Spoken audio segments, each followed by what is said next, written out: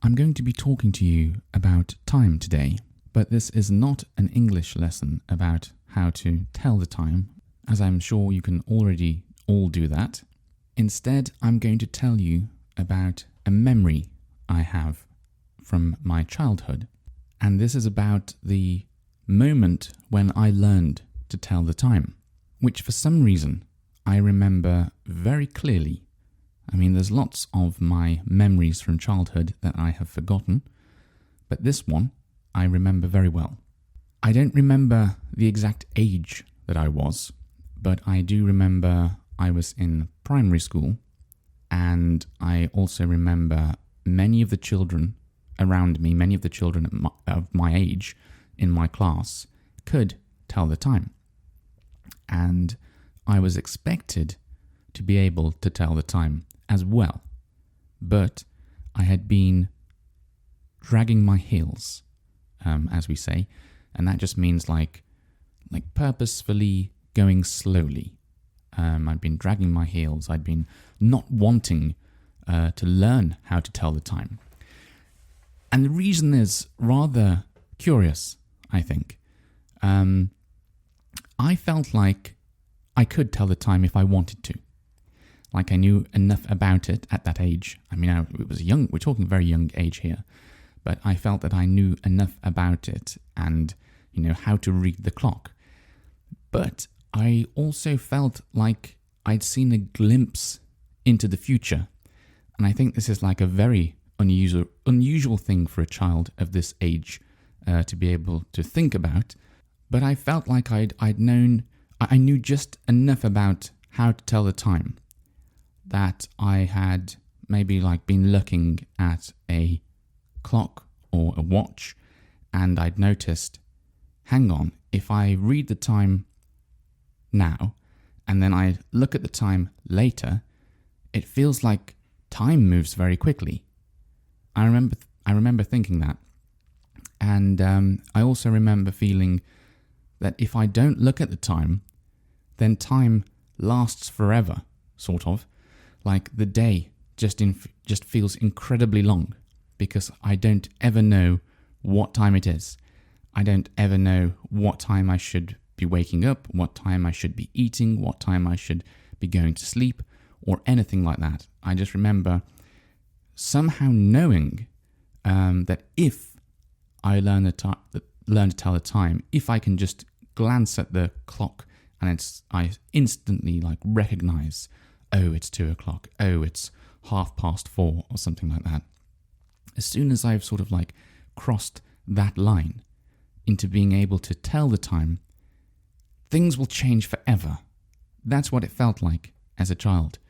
And I think I was very right. Because once I had learnt to tell the time, things did sort of change forever, really. Suddenly, days became very short. And the structure of days completely changed as well.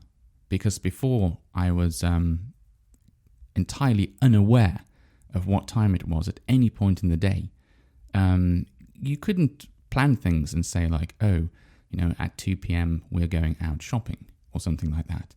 And then you wouldn't have to keep looking at the clock 2 p.m. is getting closer and closer and closer. Or I have only this much time. I only have 1 hour left before I have to go shopping. So I won't start doing this. There's not enough time to do this activity before I go shopping, so I won't start it. Everything was always about here and now. This point in time, this now, was always the right time to do everything. Because you couldn't read a clock, you couldn't tell the time. I do think it's an unusual way of thinking, and I was probably quite an unusual child to be able to think like that. I don't seem to recall anyone else purposefully dragging their heels and not wanting to learn to tell the time. I think there were some people in my class who struggled with it, found it a bit difficult to do so, but I think most of us could tell the time, and I don't remember anyone being actually, I don't want to learn the time. I'm not sure if this is a good thing to do. Maybe I should slow down and, not learn the time so quickly. But anyway, since that point, that point like before being able to tell the time and after being able to tell the time, I've always wondered what it would be like if I'd never learned how to tell the time. I mean, you can't really do that, in a modern society. I would never be able to arrive at work on time, and I'd soon be fired from my job, and all kinds of problems. But I do wonder, like, if the days would still feel as long as they used to when I was a child. It really did feel endless. And also not just the time. Also, like being aware of what month it is in the year. I think that also makes the year seem like it goes by a lot more quickly. Being able to read the calendar. Another thing I remember from my childhood is being given watches to like help me, learn how to tell the time or be able to tell the time. And I think the first watch I ever had, it was black.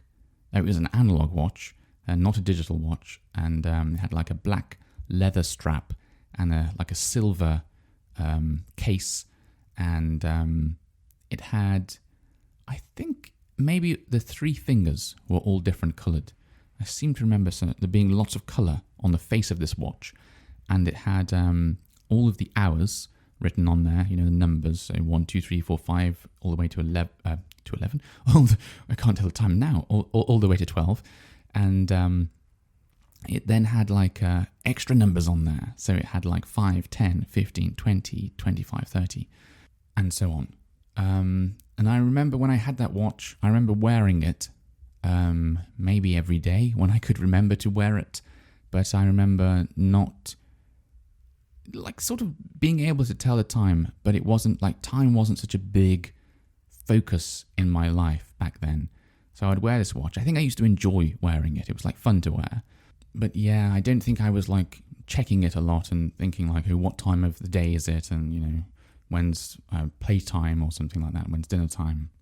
The next watch I had was a Thunderbirds watch. I don't know if you know the television series Thunderbirds. I believe it's American. I'm almost certain it is. And it's got all these puppets in that go on these missions and try to rescue people and save the world and that sort of thing. Actually, it's very old. It was very popular when it first came out, which would have been, I think, when my father was younger. I think he was watching it as a young boy, and it became popular again when I was a young boy. And I think it's still popular now, but they've completely redone the whole thing. It's all like computer graphics now, and it doesn't look as good as the original to me. But anyway, so that was the next watch I had, and I remember not wearing that watch at all, like maybe once or twice, because that was like a special watch to me. That was the Thunderbirds watch, and it's like, I don't want to scratch this or get it dirty. I've got to look after this watch. It's a special Thunderbirds watch. So at that point in time, on my second, I think I used my second watch less than my first watch. So again, like, not much contact with time, not much caring about time. There was always a clock in our house. So in my parents' house, there was always a clock on top of the mantelpiece, which is above the fireplace. There was always a clock on there, like a sort of old-fashioned analog clock, one that you would wind up with a key, and it would, make a nice sort of tick-tock sound, and it would chime on the hour, every hour. And I do remember, like, occasionally looking at that and, thinking, like, oh my, the day's going. Where's all the morning gone? And, those kind of things. But I wasn't really, like I said, I wasn't wearing a watch, so I didn't have, like, a really close connection with time, just occasionally looking at time, just occasionally being aware of time then. And then my next watch after that was a digital watch, like a Casio something watch. And I remember having that when I was about in year 5, possibly year 5 or 6. So that would have been like very close towards the end of primary school. And And that, well, because it was digital, it made it very easy to look at the time. When you've got like an analog clock face, it's like a little bit more work, I think, because you're looking at this picture and you've got to convert this picture into words in your head. You've got to look at it and be like, oh, it's 4:45, or it's 4:45. But when you've just got those numbers, you just look at it and it just says 4:45. So there's no like converting that you need to do.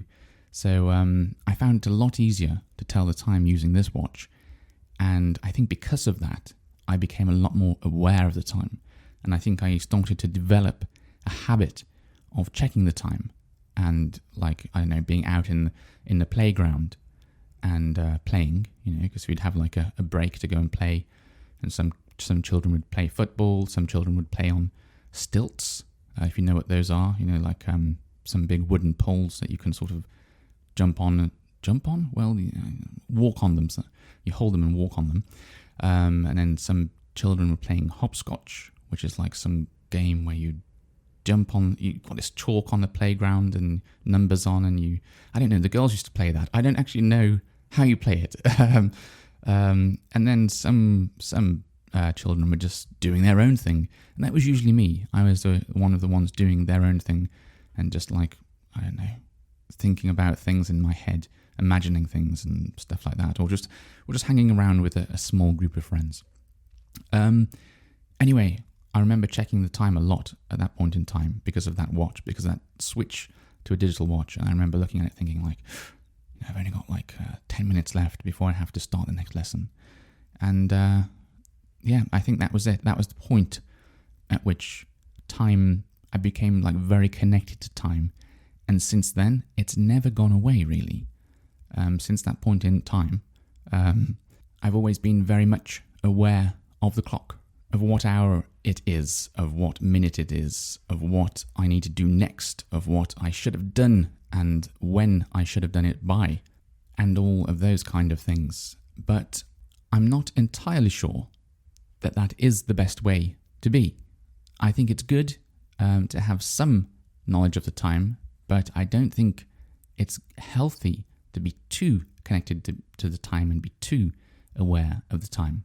So what I've been doing recently is turning the clock off on my laptop, or changing it to an analog one, actually, a little analog display, so it's a bit harder to, like the numbers don't jump out at me. If I want to know the time, I really have to like look at the time, and it's a very small clock actually, so I really have to it is a bit difficult to figure out exactly what time it is using that, which isn't great for meetings, I will have to say, but when I've got a meeting coming up, I will look at a sort of digital clock or a big analog clock or something like that. But I've also hidden the clocks in my room, in my office. So I'm trying to be a bit less aware of the time, a bit less tied to the time. And so far, I found that at least I feel like I've been more productive because of it, because I'm not constantly thinking about the time or checking the time. I feel like it's more easy to sort of get into a zone where I'm able to concentrate more on the task that I'm working on. So maybe my younger self was onto something. Maybe the younger version of me when I was a little boy, maybe I knew something, and there was a good reason why I was dragging my heels, and why I didn't want to learn the time, and why I was worried that things might change forever. I think I probably was right. Okay, until next time, I do hope you've enjoyed listening to that episode, and I'll talk to you again very soon. Bye-bye.